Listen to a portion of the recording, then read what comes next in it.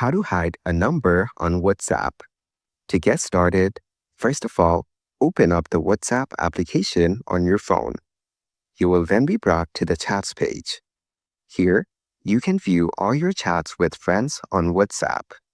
On this page, go to the bottom right corner and tap on Settings. This is the WhatsApp settings page. Then, go over to Privacy. Here, you can manage your WhatsApp privacy settings. From here, go to About. Now, you can choose who can see your About info. Select Nobody if you do not want your contacts to be able to see your About information. Select Everyone if you want to make your About information public, or Contacts if you only want your contacts to be able to see it. And if you want to hide it from specific contacts, then tap on My Contacts Except. Then, select the people you want to hide it from. Following these steps, you can hide a number on WhatsApp.